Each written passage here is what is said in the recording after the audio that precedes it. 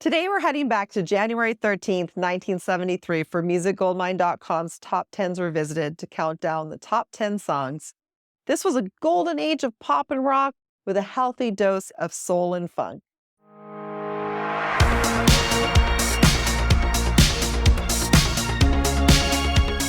Brandy from MusicGoldmine.com here. Welcome back to the channel. So grab your bell bottoms and have a seat on your shag carpet because the stories behind these tunes are sure to take you back. And just wait for the incredible piece of music memorabilia for the number 9 song. Ready? Let's get this countdown started. Kicking us off at number 10 is the iconic group The Four Tops with Keeper of the Castle. This song would peak exactly where it is today at number 10. This was their first hit after leaving Motown. In 1972, Motown announced they were moving all their operations to the West Coast and all the artists had to move there as well.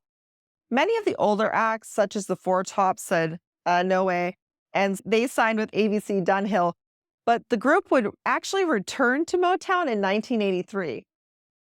Incredible fact, the Four Tops were formed in 1953 and performed until 1997 without a personnel change. Amazing. At number 9, Sir Elton John had everyone rocking out with Crocodile Rock. Inspired by the early days of rock and roll, this upbeat bop is pure nostalgia wrapped in glitter. Elton and Bernie Taupin wrote it as a tongue-in-cheek tribute to 50s rock, and it became Elton's first U.S. number 1 hit.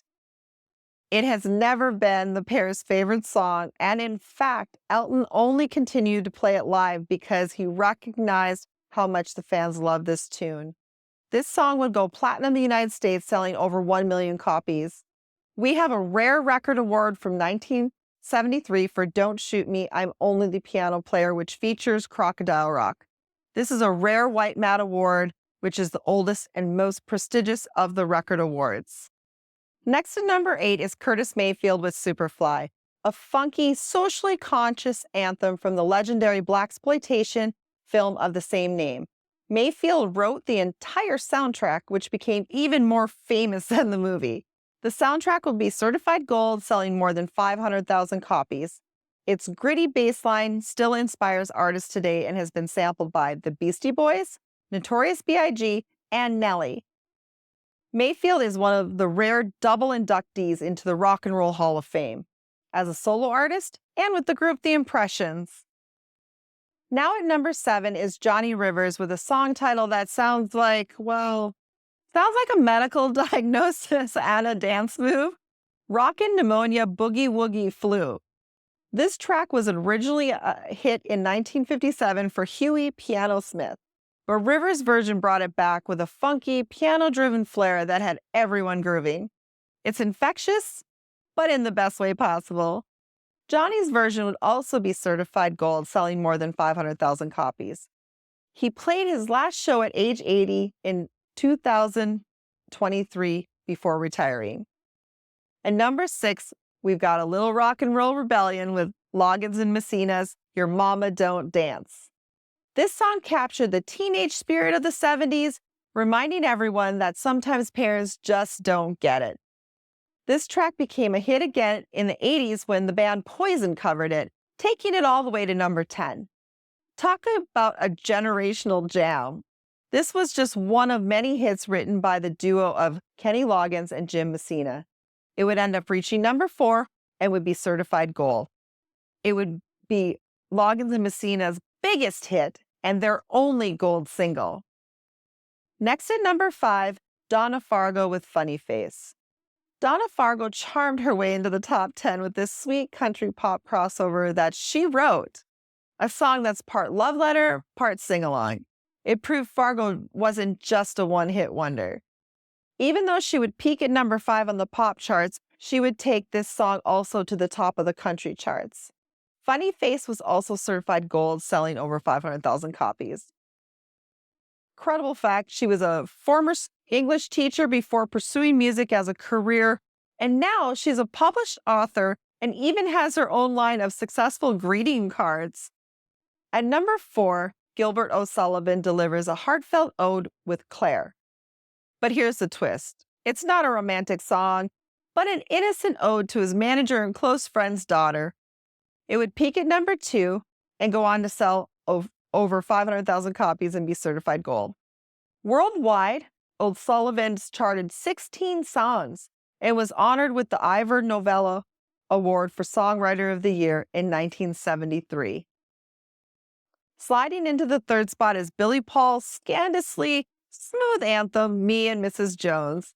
This Grammy-winning song is about, well, you guessed it, a secret love affair. Drama aside, this tune's jazzy groove and Paul's silky vocals made it a classic. Billy recorded the entire song in just one take. Talk about nailing it. This would be Paul's only number 1 in the US.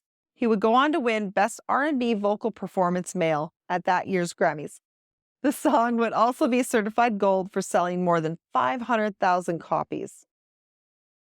Now, at number 2, we've got the iconic Stevie Wonder with Superstition. This funky masterpiece is a certified jam and one of Stevie's most recognizable hits. Did you know that Stevie originally wrote this song for Jeff Beck? Luckily, he decided to record it himself, and the rest is music history. The song would secure Wonder the Best R&B Vocal Performance Male Award at the 1974 Grammy Awards. Superstition would also go to number 1 on both the Billboard Hot 100 and the Billboard R&B charts. Drum roll, please. Taking the top spot is Carly Simon with her legendary diss track, You're So Vain. This song had everyone asking, who is this song about? Carly still hasn't fully spilled the tea, but it's rumored Warren Beatty inspired at least part of it. Any guesses? Well, in 2014, Simon did tell Howard Stern who the 3 men were that made up the composite subject of the song. And over the years, she's told a few other people who have all held her confidence, not disclosing the names. In fact, Taylor Swift is one of them. Another little-known fact here is Mick Jagger provided uncredited backup vocals on this track. You're So Vain would go gold in the United States, selling more than 500,000 copies. And that wraps up our MusicGoldmine.com Top 10s Revisited for the week ending January 13th, 1973. A chart packed with soul, funk, rock, and even a dash of country. What's your favorite track from this list? Also, let us know a week you'd like to see revisited in the comments below. And don't forget to like, subscribe, and hit that notification bell for more Top 10s Revisited. Check out the link to our store below where you can find the Elton John Award and items from most of this week's Top 10 featured artists. Until next time, keep those records spinning.